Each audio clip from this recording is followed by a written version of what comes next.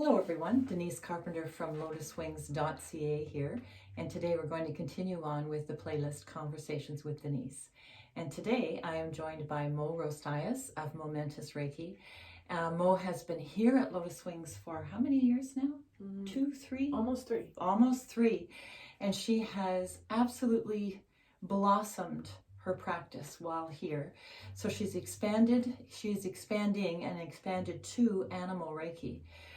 So Moe, talk to us a little bit about Reiki and animals, and then we'll talk about as the world is changing again. So as people are going back to offices, we're out of our homes more than when we had new puppies or new cats or new animals come into our homes during COVID. So again, we're still on that COVID train of change. So first of all, animals and Reiki, and then how to help your animal as we make all these new COVID changes. Yeah, so animal Reiki for me is a very important thing. I've always resonated with animals, but over the last few years, I've learned so much about how they actually exist in our world and what we can do to support them. And Reiki is one of those things. It's very non-invasive and it works on the same frequency as they live because it works with the Schumann resonance, the frequency of the earth, and that's where they live. Yeah, absolutely. So Reiki is absolutely one of the best ways we can support the animals to get past blockages. They work through them so much quicker than we do. It's unbelievable because they don't hang up on things. They just experience things. They live in the present moment. Yes. So as we go back to work, a lot of people are experiencing what seems to be an uptake in anxiety with their animals, be it that they're alone more or that there's change. And I've developed a whole bunch of different packages that will help people understand what I can do. And today I wanted to talk a lot about anxiety, which comes through in so many different ways. So it could be changes in the environment, changes in companions, human or animal, grieving, death, transitions that way, moving, illness, pain, both animal and human. There's so many ways that anxiety comes through our lives and animals' lives. Okay. So the thing is that anxiety is very common, and it's an exaggerated feeling of fear, like not feeling safe, and that can come for so many reasons. The first group of reasons is health. So if an animal is suffering from pain, from allergies, a thyroid problem, these are 3 very likely categories of why an animal will have anxiety. And that anxiety can come through by being alone, cowering, hiding, or aggression. They can lash out because, when you're not feeling well, we can get crusty. And same thing can happen for animals. People get very upset about it, but it makes sense. So take your dogs to the vet, your cats to the vet, your horses, whoever it is. Make sure that they're healthy. The second area is the environment. So changes in the environment. Anything from even changing furniture. I've seen it with cats a lot. They don't like things to change. Animals are very into structures and schedules and having things to remain the same. Otherwise, they have to suss it out. So there's that. And I guess if you're not in the environment, so even you going back to work literally changes their world. Totally. So any kind of change in their environment. Adding another animal, adding another human. Adding a different schedule. So changing jobs. So even just changing jobs would, wow. Exactly. So one of the things that we need to do is support the fact that they feel uncomfortable about that and not just say, get over it. So if you judge them for having an emotion or a feeling, that doesn't really help the situation. So instead, we need to support the animals by, number one, being aware that they're not doing okay, that there's something wrong. And they'll show you that with things like cowering and being more aggressive or, being more reactive. So one of the things about anxiety and fear is that the animal is ungrounded. A lot of times they'll be physically uptight, Yeah. and they will end up having paw or hoof issues Huh. because they aren't grounded. Okay. So energetically, we've got to help them move through that so they Yes. can feel safe. Mm-hmm. And doing that without judging them for having that feeling. For sure. Like, stop your barking. Well, they're barking for a reason. Okay. And it could be an old memory Mm-hmm. that they got triggered somehow. You don't know. Yeah. It could be a painful thing, like we Mm-hmm. talked about, like a physically painful thing, Yeah. or a painful memory. Okay. And so many people have rehomed animals. Like, Right. you just don't know Well, this what is that it. animal was through before it came to live with you. Yeah. Yeah. When you're taking on a rescue, the word rescue, you're literally rescuing them from something not so great. Yeah, that's just. So Yeah. they're going to be carrying that with them, Mhm. right? Mm-hmm. So you have to be patient and allow them to get to know you. I just adopted a puppy, and his name is Luke. He's adorable. And I am not insisting that he act like any other dog I've ever had. No. I let him do his thing. We're starting to fall in love with one another. Yay. And I let him come to me for cuddles when he wants, Mm-hmm. but he's not a very huggy dog, and he's Mhm. not as affectionate as my older dog, Mm-hmm. and that's okay. Mhm. And he is not as reactive. He doesn't bark as much, but when he barks, I'm like, oh, what's up? Mm. Because he's trying to tell me something. I'm Mm. not, stop barking. But he'll bark to let his big brother know I want to play, or he'll bark to let me know I need to go outside. So he's not had a trauma background then.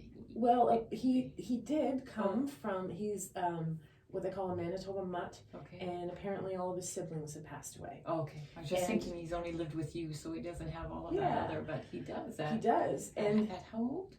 he's almost 5 months old. Wow. Yeah, and so they had given him a name with the deepest respect and love, but it was a name that I don't even want to say that was the connotations were that he was alone. Oh. And I didn't like it, so I changed Yeah. his name. Yeah, for sure. But yeah, there's things like that we can do to help Mhm. support them with whatever they want. Mm-hmm. And he's got myself and Clyde to help him through all of Yeah. these things. Yeah. And so would he pick up signals from Clyde? Like, would the Absolutely. older dog teach the younger dog how to talk, how to communicate with you? For sure. Okay. And I've actually asked Clyde to help me help Yeah. him figure out how to tell me he needs to go outside instead of having accidents in the house. For sure. Yeah. I've asked Clyde to protect him but not be overprotective. And Okay. he does that. He goes outside when we get up in the middle of the night for the puppy to pee, and Clyde will stand there and scan Mm-hmm. and make sure everything's okay, Yeah. and then let the puppy come back up, and then he Yeah. comes in. Yeah. It's very sweet. But then the other thing that happens with anxiety building things is overthinking. So we overthink all the time. Yes. Well, that affects our animals. Okay. So they will pace, they will sit in front of you and they'll stare, Mm-hmm. they will paw at you, Mm-hmm. they will try to show you that they're not feeling okay. And if you're over anxious about things, then they will become the same way. A problem coming from that is that when you become aware that your animal is anxious, then you start to feel bad for them. Yes. And then you start to get frustrated, Okay. and then you try to fix it. Yes. And then they feel all of that Yeah. on top of their original anxiety. Yeah. So that gets them to be more heightened. Yeah. So the awareness of their feelings is great, Mm-hmm. but recognize that the best thing you can do, the biggest way that you can support your animal is to take care of yourself. Is to practice mindfulness, Yes. be present and in the moment, be patient, Mm-hmm. and recognize that they have free will to feel however they need to feel. Mm-hmm. But you can be like, it's okay, I've got your back, I'm here when you need me. So supportive, but not pandering, I guess. Exactly. Like, Yeah. Yelling. Like, if someone yelled at you to come over here, would you do that? No. No. And so animals live in frequencies that we don't hear, understand, or feel. Yes, yeah. So even if you love them, but you're like, get over here, they stop and they stare at you. And they're like, what is that frequency about? I don't know what that's about. Why is she being like this? Okay. And so they'll stand and stare at you because they're trying to suss it out, Yeah. because they have to protect themselves. Yes. But if you say, come here, sweetie, come here, sweetie, and you feel it from your heart, they will come every time. It might take them a second, but they're allowed. Yeah. And we have these needs to judge our animals sometimes. Well, they're stupid because they won't come over. Actually, you're being a bit of a jerk. So no, they're not going to come over. That's not stupid. That's actually pretty smart. And, you know, they're stupid. They're not barking at anything. Something is out there. They don't just bark for no reason. No. There's literally something going on. And so perception is based on how we feel. So if an animal perceives that something is a threat, even though it's a balloon, they don't know that. No. Or one of those inflatable snowmen or whatever. Yeah. They don't know what that is. No. And you can watch them and they'll stop and they'll sniff and they'll be staring at it and they're trying to figure out what's going on. Yeah. To call them stupid because of that, or to it doesn't do any justice to how they feel and how they thrive and how they live. So take a moment and be like, it's okay, sweetie, we can stand right here and you can suss it out. So it's about respect. Respect that they are a being all onto themselves. That you don't own them. You cohabitate with them, but you don't own them. No, you do not, because being aggressive, being forceful, trying to change their attitude by yelling at them, or, you know, like trying to control them is actually trying to be supportive by faking your assertiveness. It's like being courageous, but it's not courage. It's actually just forceful, and that's not that's how control. It is control. Controlling them. Yeah, that's not how they. So as we move into this Aquarian age more and more, so in the old Piscean paradigm, animals were things. They were commodities, I guess, for us to. They worked with us. We ate them, just all kinds of things. But now in the Aquarian age, like all of this is speaking to we are one. We are one, and also there are equals. Yeah. So how do we move into helping them from that place? So awareness. Awareness is the key, and acceptance. If we accept them for being free-willed beings who have thoughts and feelings and who try to communicate with us, if we are aware when they're trying to communicate with us, however they act, again, barking, being aggressive, shaking, whatever, check out their health. Then check out the environment. What's in the environment? There's more than likely an animal behind something that's spooking them. Or, you know, when dogs growl or bark at someone, they stop and they back up. They don't like their vibe, and it just could be that person's in a bad mood. That person just had a fight with their wife. Something like that just happened, and they're walking in their misery, and the dog's like, oh, I don't like that. I don't want to go near that. That's all that it is. You don't have to get upset about it. He's just like, oh, yeah, no, you want to stay away. That's all. So that's a healthy dog then. Just knows this isn't my arena to play in right now. Whereas we will not always listen to our intuition. Not always be aware, like, oh, that person looks they're in a bad mood. I should go and talk to them. Yeah, probably not. But, you know, we don't listen to those kinds of things. And they just are so present because they don't have judgments on things like that. They're not doing it for any other agenda. They're just like, oh, no, I don't want to talk to you. So as I don't want to call her owner, so as their human companion, that's the pieces we need to start looking at in a different way then. Yes. Would you want someone to ignore how you were feeling? Would you want someone to not accept the fact that you're upset? Well, I don't have time for you to be upset right now. What does that mean? Right? And that's kind of what we've been doing to animals. I have to get to work. I don't have time for you to be upset. Exactly. I know that when I leave my house and Clyde makes a sound, he goes, I'm like, oh, what's wrong?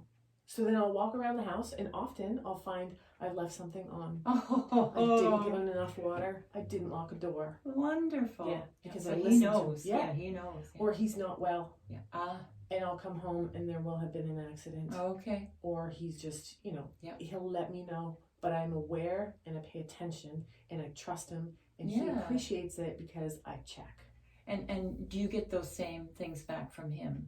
He's aware of you. He trusts you. Absolutely. Yeah, all of that. So that's that energy of engagement then. Yeah, like when new people come, he looks at me. How am I acting? Okay. I'm good.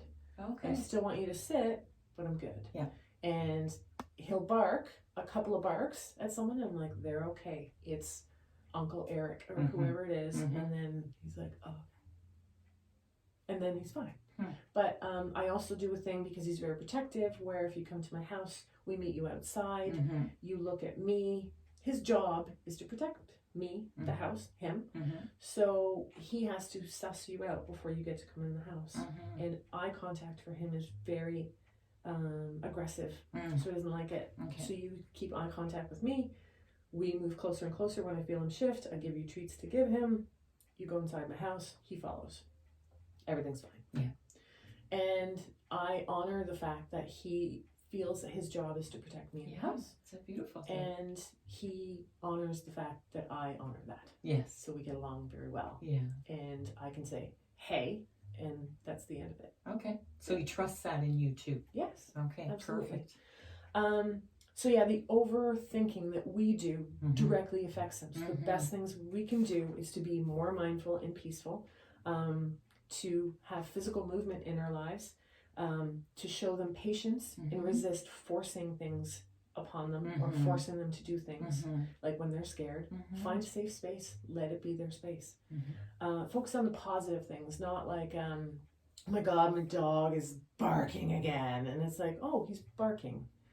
He's so good at letting you know when something's wrong. Not, oh my God, he's cowering. Oh, you're such a brave boy. You're such a brave boy. It's okay to stay under there if that's the way you feel. Because mommy loves you anyways. And resist the urge to overlove. This is a hard one for us. Okay. Again, it goes back to the control thing. We're trying to let them know how much we love them. I don't believe that dogs actually like to be hugged. They like to cuddle, but put your arms around them, and that's a pretty invasive kind of spot to be in, right? Yeah. So they need to feel independent, and they need to feel heard and respected. So do we. Yeah. So try not to overlove them. If someone smothers you, you're just like, ugh, get away from me, especially if you're in a bad mood and you're not feeling well. It's like, enough already. Yeah. They feel the same thing. So Reiki is a very great way to deal with this. It's non-invasive, so it doesn't matter what state they're in. I can come in and make a space where they feel loved and supported on their own frequency, and they depending on if they're how much trauma they have, a rescue or grieving or whatever it is, they might be too sensitive to be touched. They might be too wounded to feel comfortable with human touch. Especially they wouldn't know you, right? Yeah. As you come in and do a session? Yeah. Yeah. Okay. Often they come over and smell me, and people will say, go see Moe. And I'm like, no, you don't have to go see. I don't actually have to have my hands on them to help work with them. Okay. And so Reiki is able to heal them and relax them at the same time. Yeah. It's able to calm them and allow the blockages to pass through just like it does with us. Yeah. So the fact is that animals do have physical, mental, emotional, and spiritual blockages, just like we do. I am able to get to a space where they feel safe to allow me to help move that along. Yeah. And often they fall asleep, like deep. Yeah. And they might get up and go for water and come back, but that's okay. They might go and have a pee and come back, that's okay. They will tell me in different ways what they're doing. Yawning, I have horses yawn all the time. And I provide a safe space so they know that no negative energy is going to come towards them. Okay. And that I have no judgment on what they've gone through or who they are. I just send them love. Okay. And together we are able to provide a space to get them to feel like they can start to love and trust people again. Okay. And letting go of old memories, knowing that they're gone. Yeah. Just like Reiki does for us. Okay. Perfect. So it's done slowly and over time. Okay. So like I have a couple of packages on my, more than a couple, but the ones that deal with anxiety the most, the rescue package and like feeling overwhelmed, things like that. It takes longer, and I might not do it in person all of the time. Okay. I do like to go at least once a week and check on them. Okay. So you like a meet and greet? Would you do a I totally do a meet and greet, Okay. and then the animal lets me know how they want to do it. Okay. So I have often done where I see the animal once a week, not necessarily hands-on, and then I Reiki them from a distance Okay. a couple times more, and then we dwindle down as they get better. Okay. And I do take pictures of them because I can see their energy changing, and I like to offer that to the human clients to help them see the change. Because when you live with someone, you can always see the changes that happen. Yeah.